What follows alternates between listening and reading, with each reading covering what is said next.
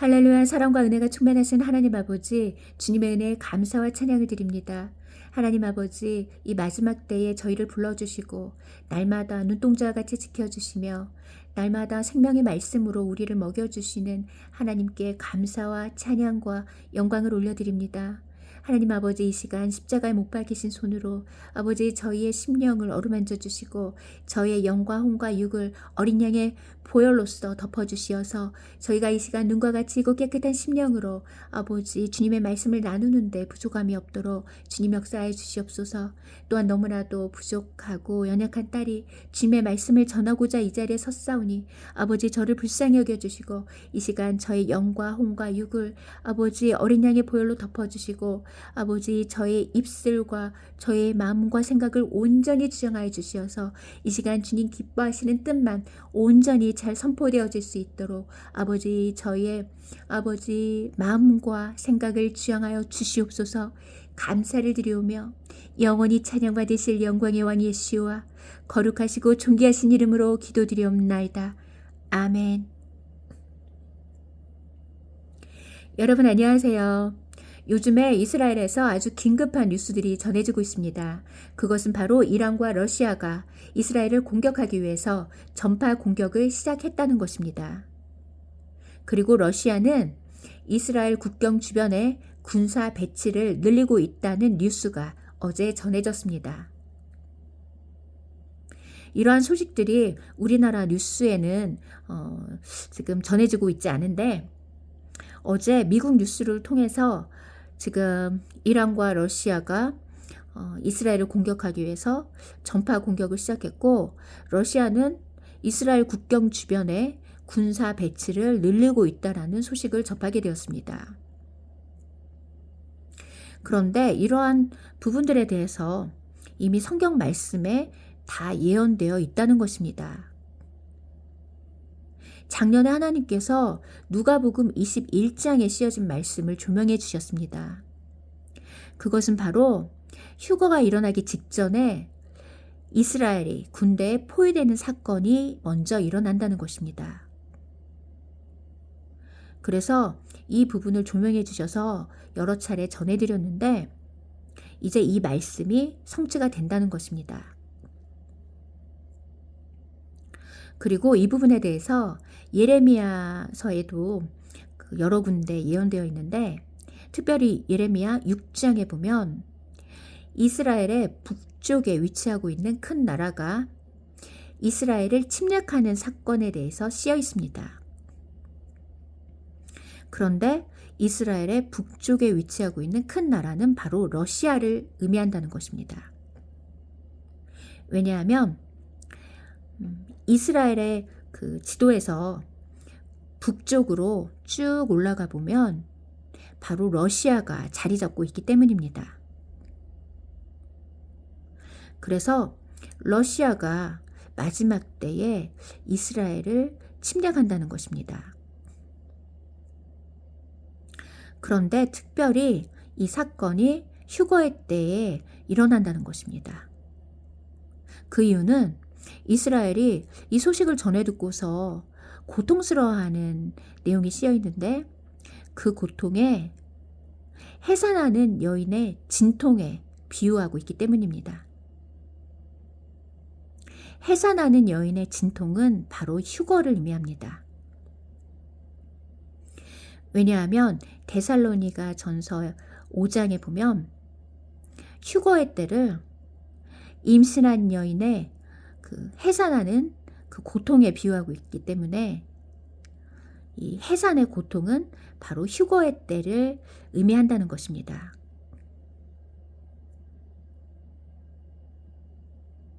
그래서 이 부분에 대해서 읽어드리겠습니다.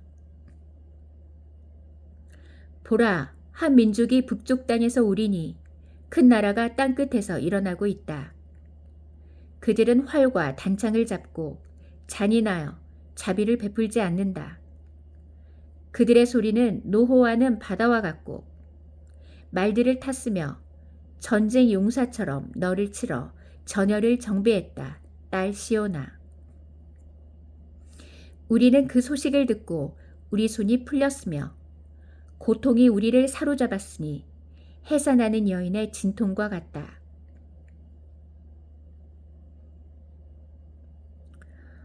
이렇게 해산하는 여인의 진통의 때에 북쪽의 큰 나라가 이스라엘을 침략한다는 것입니다. 그리고 이 북쪽 땅에서 일어나는 이 큰 나라는 바로 러시아를 뜻한다는 것입니다. 그리고 이 소식을 전해 듣고서 이스라엘이 아주 고통스러워하는데 그 고통을 해산하는 여인의 진통에 비유하고 있습니다. 그런데 이 표현은 바로 휴거를 암시한다는 것입니다. 그래서 휴거 때에 러시아가 이스라엘을 침략하는 사건이 일어난다는 것입니다.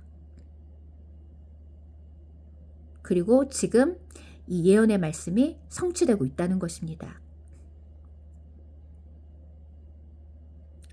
어제 러시아가 이스라엘의 국경 주변에 군사들의 배치를 늘리고 있다는 뉴스가 전해졌습니다. 에레미야 6장에 쓰여진 예언의 말씀이 성취되고 있는 것입니다. 그래서 지금은 예수님께서 오시기 일보 직전이라는 것입니다. 지금 우리에게 남겨진 시간이 며칠이 될지, 일주일인지, 2주일인지 정확히 알 수는 없지만 지금 우리에게 주어진 시간이 너무나도 짧고 촉박하다는 것입니다. 그래서 지금은 다니엘과 같이 순결한 믿음과 에스더와 같이 죽으면 죽으리라는 순교의 신앙으로 무장해야 하는 그러한 아주 절박한 때라는 것입니다.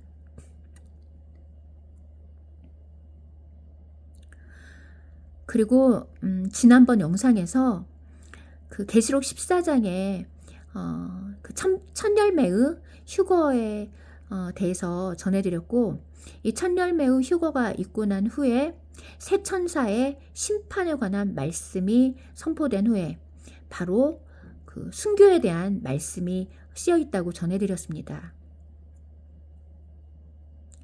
그래서 계시록 14장에 보면 첫 번째 천열매의 휴거에 대해서 쓰여 있습니다.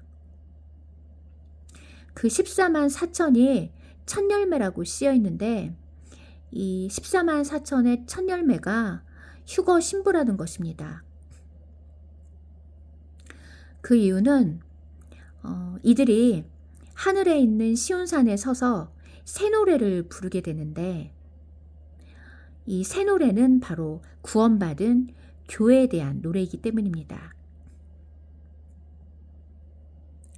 그래서 이 새 노래가 구원받은 교회들에 대한 노래이기 때문에 이 새 노래를 부르는 14만 4천의 천열매들은 바로 전 세계에서 십자가 사건을 통해서 구원받은 교회들이라는 것입니다. 그리고 이 천열매에 대해서 그 어린 양만을 따라가는 그 순결한 자라고 쓰여 있습니다. 어린 양만을 따라가는 순결한 자. 그런데 이때 어린 양에 바로 속량의 의미가 있는데 속량이라는 것은 죄사함을 뜻합니다. 그런데 죄를 사하다, 속량하다 라는 히브리어 단어에 휴거의 의미가 있습니다.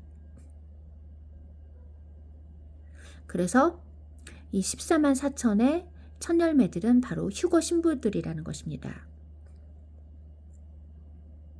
그리고 이들에 대해서 흠이 없다라고 말씀하시는데 흠이 없다라는 표현은 신부에게 쓰는 표현이라는 것입니다. 왜냐하면 아가서에서 보면 신랑이 신부를 칭찬하는데 신부에게 흠이 없다라고 그렇게 말씀하십니다. 그래서 흠이 없다라는 표현은 신부에 대한 표현이라는 것입니다. 그래서 계시록 14장에 쓰여진 흠이 없는 그 14만 4천의 첫 열매들은 바로 신부들을 뜻한다는 것입니다. 흠이 없는 신부들. 그래서 이 14만 4천에 대해서 흠이 없다라고 쓰여진 이유는 이 14만 4천이 바로 흠이 없는 신부들을 뜻한다는 것입니다.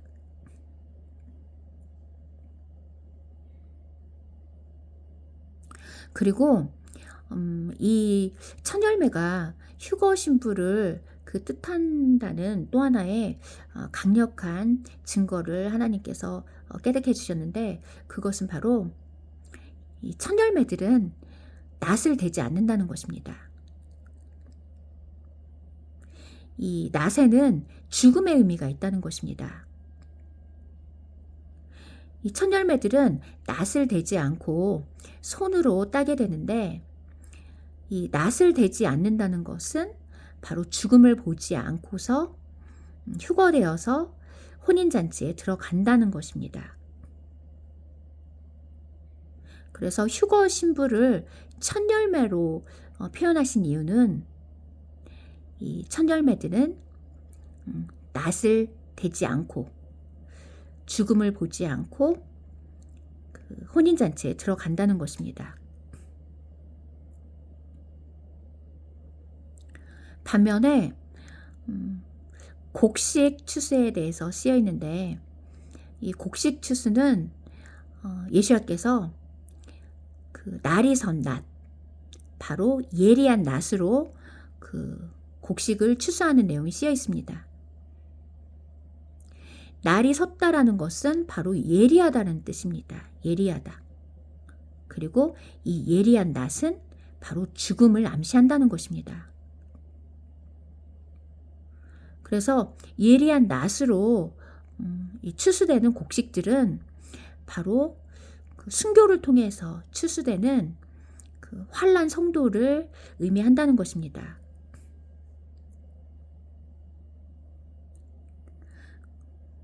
그래서 이 곡식 추수가 이 환난 성도, 순교를 통해서 추수되는 그 환난 성도라는 사실을 뒷받침해 주는 구절이 바로 앞에 쓰여 있는데, 그 앞부분을 보면 그 성령께서 지금부터 주님 안에서 죽는 자들은 행복하다라고 전하여라, 이러한 구절이 쓰여 있습니다. 주님 안에서 죽는 자들은 행복하다. 바로 순교를 암시하는 표현이라는 것입니다. 이렇게 순교를 암시하는 표현 뒤에 죽음을 암시하는 그 예리한 낫으로 추수되는 이 곡식들은 바로 순교를 통해서 추수되는 환난 성도들을 의미한다는 것입니다. 그래서 하나님께서 이 첫 열매와 그리고 낫으로 추수되는 이 곡식들과의 차이점에 대해서 깨닫게 해주셨는데, 첫 열매들은 낫을 대지 않고 손으로 추수를 한다는 것입니다. 이 첫 열매들은 이렇게 손으로 움켜 잡아서 이거를 끌어당겨서 따는데, 그 장면을 상상해 보면 그 손으로 움켜 잡는 그 장면은 바로 예수님께서 첫 열매 신부들을 손으로 움켜 잡아서 끌어당기는 장면, 바로 휴거를 암시한다는 것입니다.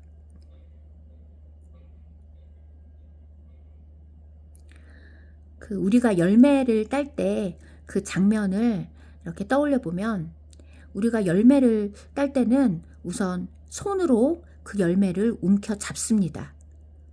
그리고 나서 그 열매를 끌어당겨야 이 열매가 이렇게 분리가 되는데, 마찬가지로 그 휴거 신부들을 하나님께서 그 첫 열매에 비유하신 이유는 그 열매를 따는 장면과 관련이 있다는 것입니다.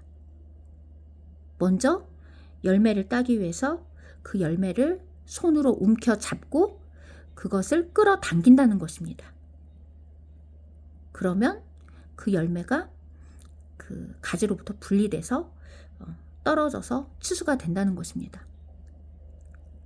마찬가지로 하나님께서 첫 열매 신부들을 추수하실 때 하나님의 손으로 첫 열매 신부들을 움켜 잡으시고 끌어올리신다는 것입니다. 그래서 이 첫 열매 그 신부들이 바로 휴거 신부라는 것입니다. 그리고 첫 열매와 그 곡식 추수의 차이점은 첫 열매는 낫을 대지 않는다는 것입니다. 낫을 대지 않고 추수가 된다는 것은 죽음을 보지 않고 추수가 된다는 것입니다. 반면에 곡식을 추수할 때는 그 구름에 앉아 계시던 예수와께서 그 날이 선 낫, 바로 예리한 낫을 휘둘러서 이 곡식들을 추수하시는데, 이 예리한 낫은 바로 순교를 암시한다는 것입니다.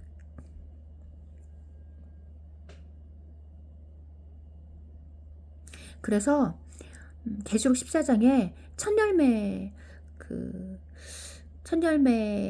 신부들의 휴거에 관한 말씀이 쓰여져 있고, 그 다음에 곡식 추수에 대해서 쓰여 있는데, 이 곡식 추수는 바로 순교를 가리킨다는 것입니다.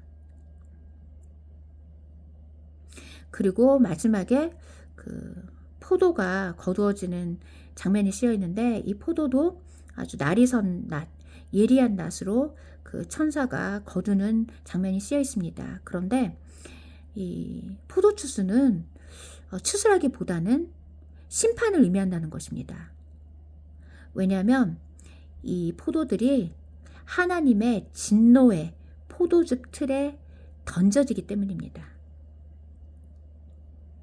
그러면 그 말씀을 읽어드리겠습니다.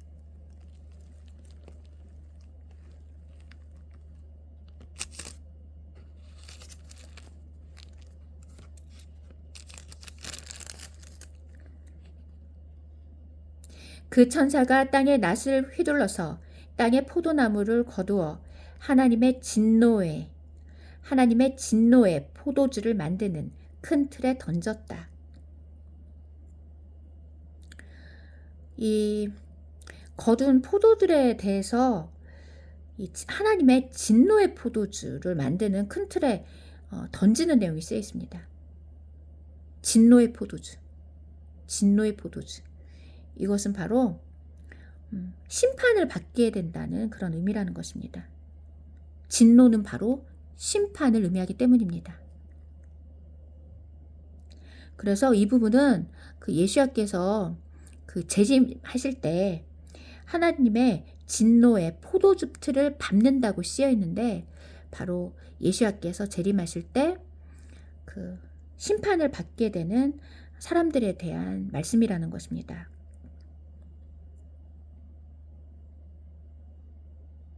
그래서 하나님께서 계속 저에게 2022년부터 이 계시록 7장과 14장에 쓰여진 이 첫 열매들이 바로 휴거 신부라고 계속 전하게 하셨습니다.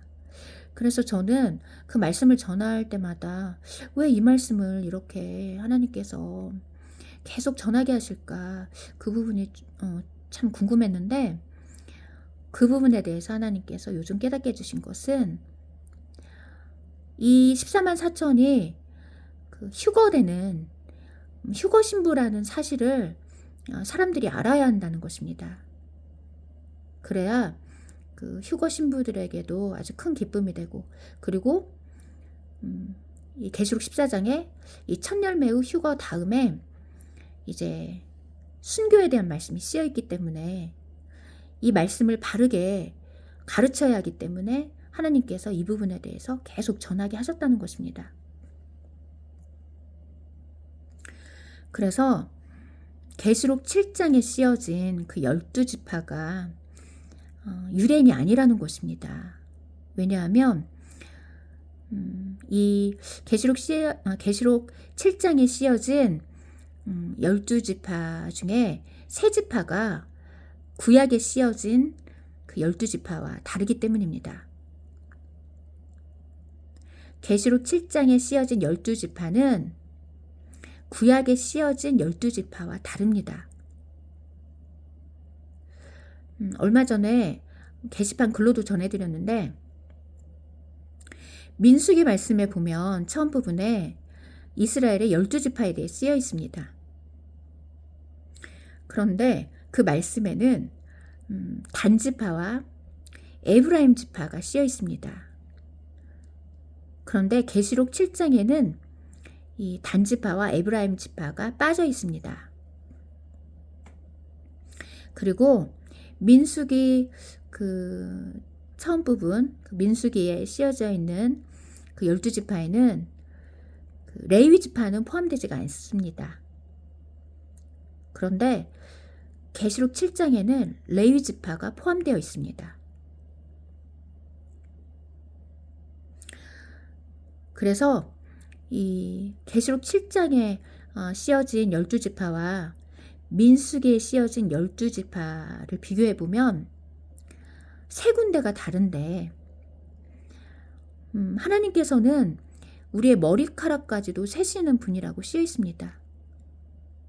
우리의 머리카락까지도 세시는 하나님께서 왜 계시록 7장에 씌어진 이 12지파가 이 구약에 씌어진 그 12지파와 세 군데나 이렇게 차이가 나도록 이렇게 기록해 두셨을까요? 그것은 바로 계시록 7장에 씌어진 12지파는 유대인이 아니라는 것입니다. 이들은 바로 그 해 뜨는 동쪽에서 탄생한 구원받은 교회들을 의미한다는 것입니다. 히브리어 헬라어 직역 성경으로 보면 이 계시록 7장에 그 해 뜨는 동쪽에서 하나님의 인장을 가지고 한 천사가 올라오는 장면이 쓰여 있습니다. 그런데 이 해 뜨는 동쪽이 아주 중요한데 이 해 뜨는 동쪽에 아시아의 7 교회가 세워졌습니다. 그래서 계시록 7장에 씌어진 이 해 뜨는 동쪽은 아시아의 7 교회, 바로 신부된 교회들을 의미한다는 것입니다. 그리고 계시록 7장에 씌어진 12지파가 구약에 씌어진 12지파와 세 군데나 다릅니다. 이것은 바로 계시록 7장에 씌어진 12지파가 유대인이 아니라는 것입니다. 그리고 이 계시록 7장의 12지파에는 레위 지파가 포함되어 있는데 이 레위 지파에 또 놀라운 비밀이 숨겨져 있습니다. 이 레위 지파는 바로 휴거 신부를 의미한다는 것입니다. 왜냐하면 레위라는 이름에 휴거 신부의 의미가 있기 때문입니다. 히브리어로 레위의 뜻이 결합, 왕관이라는 뜻이 있습니다. 결합, 왕관. 결합이라는 것은 바로 신랑과 신부가 결합하는 사건, 혼인잔치를 의미한다는 것입니다. 그리고 왕관이라는 것은 신부가 왕관을 쓰게 되는 사건, 바로 왕관을 쓰게 되는 신부를 의미한다는 것입니다. 그래서 그 구약에는 레위 지파가 빠져 있는데 계시록 7장에는 레위 지파가 씌어 있는 이유는 이 계시록 7장에 씌어진 이 레위 지파는 바로 휴거 신부를 뜻한다는 것입니다. 왜냐하면 레위의 이름이 결혼식을 의미하기 때문입니다. 레위의 이름이 결합, 왕관이란 뜻이 있는데 이 왕관은 바로 왕관을 쓰게 되는 신부를 의미한다는 것입니다. 그리고 결합은 신랑과 신부가 결합하는 사건, 바로 결혼식을 뜻한다는 것입니다. 그래서 계시록 7장에 그 레위 지파가 포함되는 이유는 이 레위 지파는 바로 휴거 신부를 상징한다는 것입니다. 그리고 그 계시록 7장에 씌어진 12지파에 또 한 가지 특이한 점은 에브라임 지파가 빠져 있고 대신에 요셉 지파가 씌어 있습니다. 요셉. 그런데 이 요셉도 바로 신부들을 상징한다는 것입니다. 이 에브라임 지파는 우상숭배와 관련이 있기 때문에 이 우상숭배와 관련된 지파들은 휴거 신부가 될 수 없다는 것입니다. 그래서 에브라임의 이름이 빠지고 이 요셉의 이름이 들어가 있는데 이 요셉은 바로 예수야를 닮은 신부들을 상징한다는 것입니다. 요셉은 성경 인물 중에 가장 예수야를 닮은 인물이기 때문입니다. 그리고 이 요셉은 순결함을 상징합니다. 왜냐하면 요셉이 자신의 순결함을 지키기 위해서 그 보디발의 아내로부터 그 도망치는 사건은 마지막 때에 자신의 순결함을 지키기 위해서 바벨론에 음녀가 주는 그 포도주를 마시지 않은 순결한 신부를 상징한다는 것입니다. 그래서 계시록 7장에 요셉 지파가 들어가 있는 이유는 이 요셉은 바로 예수야를 닮은 순결한 신부들을 상징한다는 것입니다. 그리고 요셉은 감옥에 갇혔던 인물로서 그 예수야께서 오실 때 그 머리를 들라라고 그렇게 말씀하셨는데 이 머리를 들라라는 이 표현은 감옥에 갇혀 있는 사람에게 쓰는 표현이라는 것입니다. 그래서 그 예수야께서 그 누가복음에서 그 하늘에 징조가 나타나고 바다에서는 그 쓰나미 소리가 들리고 이러한 때에 너희는 일어나 머리를 들라라고 말씀하셨습니다. 그런데 이 표현은 감옥에 갇혀 있는 사람에게 쓰는 표현이기 때문에 마지막 때에 요셉과 같이 순결함을 지키기 위해서 감옥에 갇혀 있는 그러한 처지에 놓여 있는 순결한 신부들에 대한 말씀이라는 것입니다. 그래서 계시록 7장에 그 씌어진 12지파가 바로 신부된 교회를 뜻한다는 것입니다. 우상숭배와 관련된 단지파와 에브라임 지파가 빠져 있는 이유는 이렇게 우상숭배와 관련된 사람들은 휴거 신부가 될 수 없다는 것입니다. 그리고 레위 지파가 들어간 이유는 레위의 이름이 바로 결혼식을 뜻하기 때문입니다. 그리고 레위는 야곱의 세 번째 아들이었는데 이 3이라는 수는 바로 휴거를 의미합니다. 히브리 알파벳에서 3이라는 수에 들어 올리다라는 뜻이 있습니다. 바로 휴거를 의미하는 것입니다. 그래서 레위 지파는 이렇게 휴거 신부를 뜻한다는 것입니다. 레위의 뜻이 결합이란 뜻이 있는데 이 결합은 신랑과 신부가 하나로 결합하는 결혼식을 의미하는 것입니다. 그리고 레위라는 이름에 왕관이라는 뜻이 있는데 이것은 왕관을 쓰게 되는 신부를 뜻한다는 것입니다. 그래서 계시록 7장에 쓰여진 이 12지파는 바로 신부된 교회를 뜻한다는 것입니다.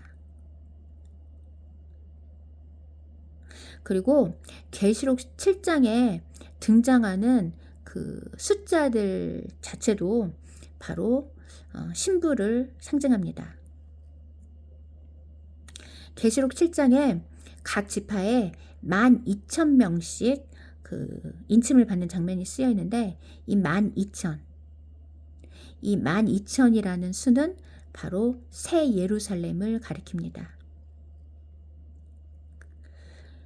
새 예루살렘의 치수가 12,000이라고 쓰여 있습니다.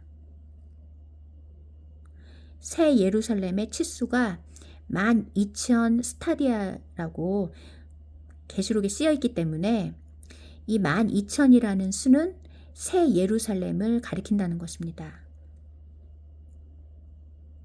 그래서 각 지파에서 인침받은 이 12,000명은 바로 새 예루살렘, 신부를 뜻한다는 것입니다. 새 예루살렘 같은 신부.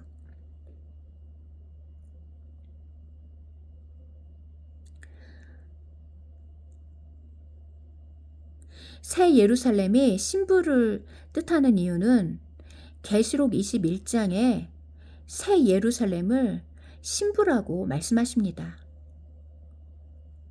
그래서 새 예루살렘은 바로 신부를 의미한다는 것입니다. 그래서 새 예루살렘을 가리키는 숫자는 바로 신부를 가리키는 숫자라는 것입니다. 그래서 새 예루살렘을 가리키는 12,000이라는 수는 바로 신부를 의미한다는 것입니다.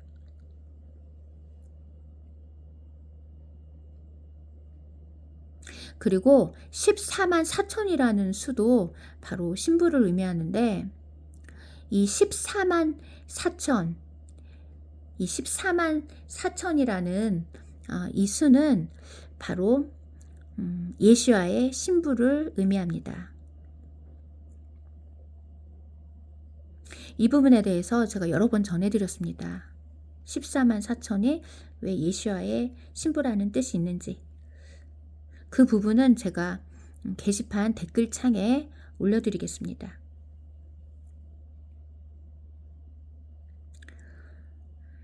그리고 계시록 처음 시작할 때 계시록 7장 첫 부분에 모퉁이라는 단어가 나오는데 이 모퉁이는 바로 구석진 곳, 바로 구석진 이방 땅을 뜻한다는 것입니다. 구석진 이방 땅, 바로 이방 교회를 의미한다는 것입니다.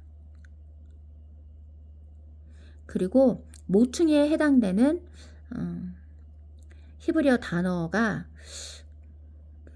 결혼식의 의미에서 유래가 되었다는 것입니다. 모퉁이에 해당되는 한 히브리어 단어가 빙글빙글 돌다에서 유래가 되었는데 이 빙글빙글 도는 것은 바로 결혼식을 의미합니다.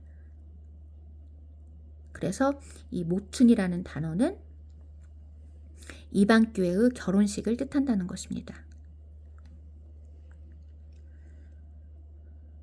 그래서 계시록 7장과 14장에 쓰여 있는 수많은 그 단어 그리고 그 숫자들이 모두 예수와의 신부를 의미한다는 것입니다.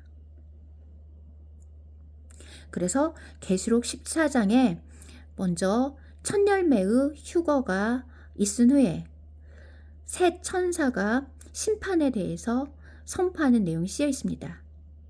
그리고 나서 바로 순교에 대한 내용이 쓰여 있는 것입니다.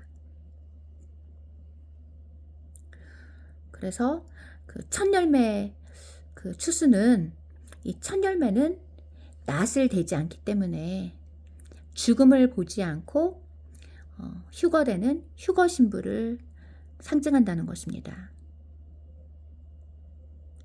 그리고 이 첫 열매가 추수되는 그 장면, 그 열매를 따는 장면을 떠올려 보면 손으로 움켜 잡고서 이렇게 끌어당깁니다. 그것은 바로 첫 열매 신부를 예수님께서 움켜 잡으시고 공중으로 끌어올리는 사건, 바로 휴거를 의미한다는 것입니다.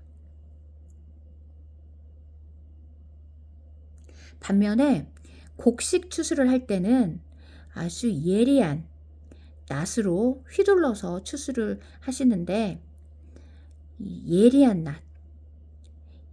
예리한 낫은 바로 순교를 암시한다는 것입니다. 그래서 순교를 통해서 그 환난 성도들을 추수하신다는 것입니다. 그리고 그 앞부분에 바로 주님 안에서 죽는 자들은 행복하다라고 쓰여 있기 때문에 주님 안에서 죽는 자들은 행복하다. 이 말씀은 바로 순교를 암시하는 표현이라는 것입니다. 그래서 그 예리한 낫을 휘둘러서 추수되는 그 곡식들은 순교를 통해서 추수되는 환난 성도들을 의미한다는 것입니다.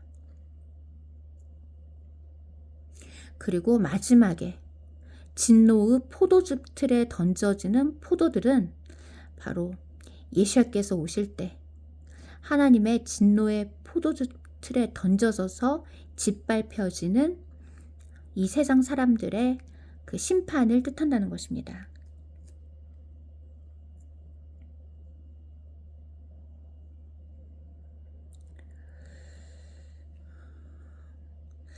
할렐루야.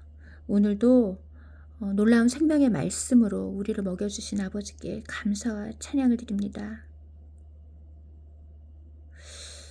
그래서 하나님께서 지난 2022년부터 이 계시록 7장과 14장에 쓰여진 이 14만 4천의 사람들은 바로 휴거 신부들을 뜻한다는 것입니다.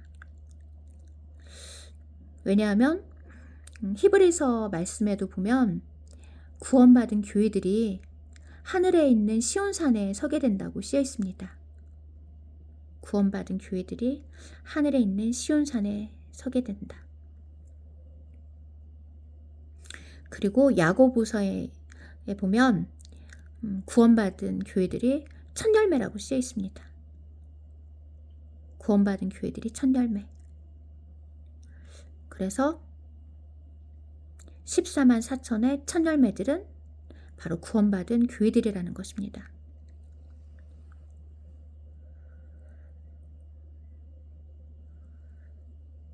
그리고 이 사람들이 휴거 신부인 이유는 이 첫 열매들은 낫을 대지 않고 수확된다는 것입니다. 낫을 대지 않는다는 것은 죽음을 보지 않고 휴거되어서 결혼식에 들어간다는 것입니다.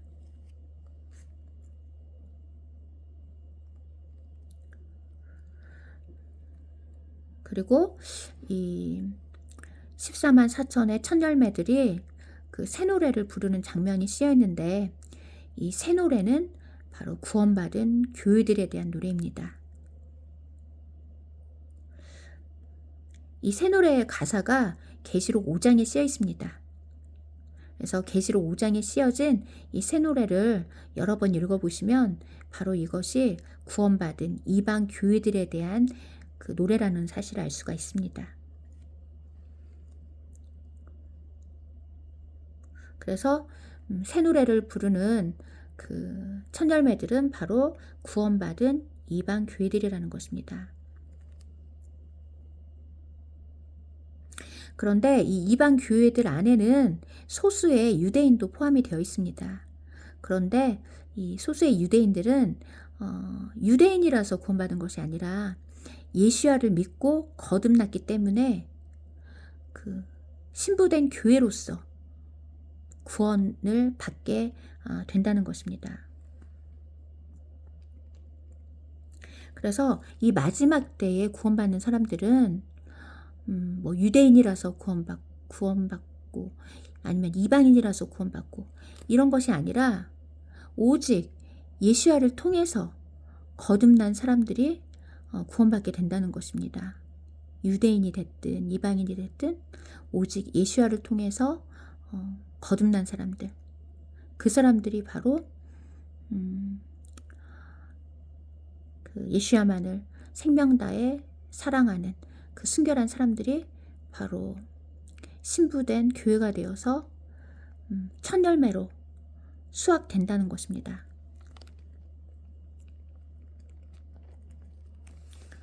그리고 이 새 노래를 부르는 첫 열매들이 신부들이라는 또 강력한 증거가 시편 말씀에 쓰여 있습니다. 그 시편 말씀을 읽어드리겠습니다. 시편 149편을 보면 그 새 노래를 부르는 사람들이 쓰여 있는데 이 새 노래를 부르는 사람들이 바로 신부라는 사실을 알 수가 있습니다. 그러면 그 부분을 전해드리겠습니다. 새 노래로 여호와께 노래하여라. 경건한 자들의 공동체에서 그를 찬양하여라. 새 노래로 여호와께 노래하여라. 경건한 자들의 공동체에서 그를 찬양하여라. 시편 149편에 보면 그 1절에 그 새 노래로 하나님을 찬양하라고 이렇게 쓰여 있는데 특별히 경건한 자들의 공동체라는 단어가 나옵니다. 경건한 자들. 바로 경건한 자들이 새 노래를 부르게 된다는 것입니다. 경건한 자들이 새 노래를 부르게 된다고 이렇게 쓰여 있는데 5절에 보면 다시 이 경건한 자들에 대한 내용이 쓰여 있습니다. 경건한 자들이 영광 가운데서 기뻐 뛰며 그들의 침대 위에서 기뻐 외치게 하여라.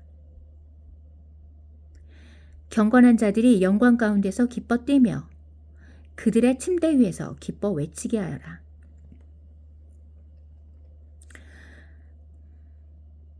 시편 149편 1절에서 경건한 자들이 새 노래를 부르는 내용이 쓰여 있는데 이 경건한 자들은 과연 누구일까라고 보니 5절에 경건한 자들에 대해서 다시 쓰여 있는데 이 경건한 자들이 침대 위에서 기뻐 외치게 하라고 이렇게 쓰여 있습니다. 경건한 자들이 침대 위에서 기뻐 외치게 하라. 그런데 이 침대는 바로 신부의 침대라는 것입니다. 신부의 침대. 그래서 이 새 노래를 부르는 이 경건한 사람들은 바로 신부라는 것입니다. 왜냐하면 침대라는 단어가 등장하는데 이 침대는 바로 신혼방에 있는 침대를 뜻한다는 것입니다. 신혼방에 있는 침대. 바로 신부의 침상을 가리키는 것입니다. 신부의 침상. 아가서 말씀에 보면 이 침상에 대해서 나옵니다.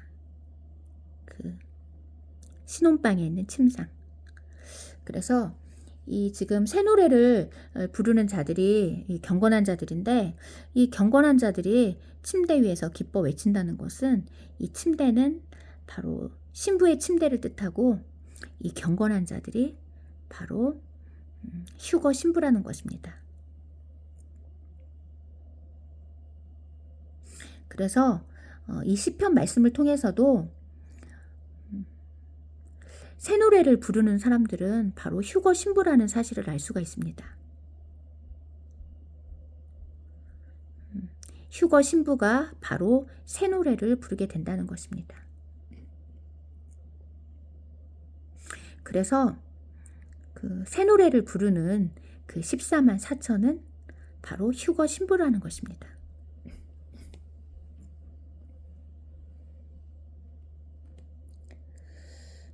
그 강력한 증거가 이렇게 시편 말씀에 쓰여 있었습니다. 이 침대라는 단어.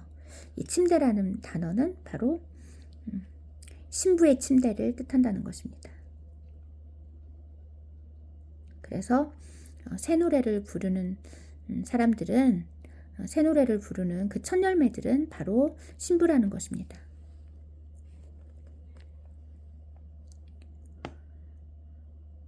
그래서 계시록 14장에 씌어진 이 첫 열매들이 신부라는 사실, 휴거 신부라는 사실을 아는 것이 너무나도 중요하다는 것입니다. 왜냐하면 이들은 낫을 대지 않고 수확되는데, 이 낫을 대지 않고 수확된다라는 것은 바로 죽음을 보지 않고 수확된다라는 뜻으로서 이 계시록 14장에 씌어진 14만 4천의 첫 열매들은 바로 휴거 신부라는 것입니다. 그리고 그 첫 열매가 수확될 때 보면 그 과일을 딸 때, 우리가 열매를 딸 때 그 장면을 떠올려 보면, 그 열매를 수확할 때 먼저 손으로 그 열매를 움켜쥔 다음에 그 열매를 끌어당긴다는 것입니다. 마찬가지로 첫 열매 신부도 예수야께서 첫 열매 신부를 예수야의 손으로 움켜 잡으시고 끌어당기신다는 것입니다. 그리고 그것이 휴거라는 것입니다. 그래서 계시록 14장에 씌어진 이 첫 열매들은 바로 휴거 신부라는 사실을 알 수가 있고, 그 다음에 예리한 낫으로 추수되는 곡식들은 바로 순교를 통해서 그 추수되는 환난 성도라는 것입니다. 그리고 마지막에 그 진노의 포도즙 틀에 던져지는 그 포도송이들은 예수야께서 재림하실 때 하나님의 진노의 포도즙 틀에 던져져서 짓밟히게 되는 이 세상 사람들, 심판받는 사람들을 뜻한다는 것입니다. 그래서 이렇게 첫 열매들은 휴거가 있은 다음에 바로 순교 시대로 들어가게 된다는 것입니다.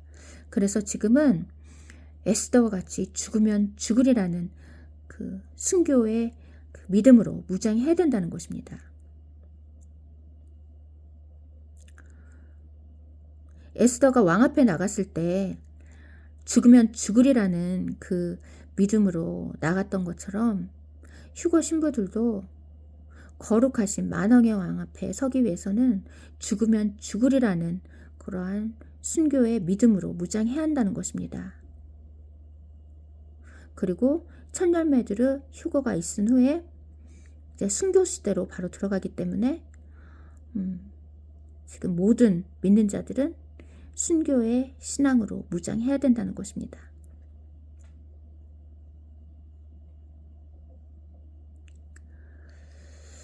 오늘도 놀라운 생명의 말씀으로 우리에게 먹여주시는 아버지께 감사와 찬양을 드립니다. 그리고 지금 첫 부분에서 전해드린 것처럼 이스라엘이 언제든지 지금 공격을 받을 수 있는 그런 상황입니다. 그래서 지금 휴거 직전에 그 예루살렘이 군대에 포위되는 사건이 이제 곧 일어난다는 것입니다. 그래서 예레미야의 그 이스라엘의 북쪽에서 큰 나라가 그 휴거의 때에 이스라엘을 침략하는 그 사건이 이제 곧 일어난다는 것입니다. 이제 우리에게 주어진 시간이 너무나도 짧다는 것입니다. 정말 이제 며칠 남았는지, 아니면 일주일 남았는지, 2주일 남았는지 그것은 알 수 없지만 가장 중요한 것은 이제 모두 죽으면 죽으리라는 순교의 믿음으로 무장을 해야 한다는 것입니다.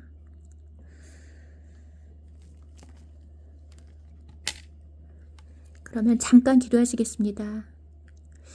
할렐루야. 사랑과 은혜가 충만하신 하나님 아버지, 주님의 은혜에 감사와 찬양을 드립니다. 하나님 아버지, 오늘도 이렇게 귀한 생명의 말씀으로 먹여주시는 아버지 하나님의 크신 은혜에 감사드립니다. 하나님 아버지, 지금은 정말로 예수님께서 정말로 며칠 사이에라도 오실 수 있는 너무나도 긴급하고 너무나도 아버지 위급한 상황임을 고백합니다.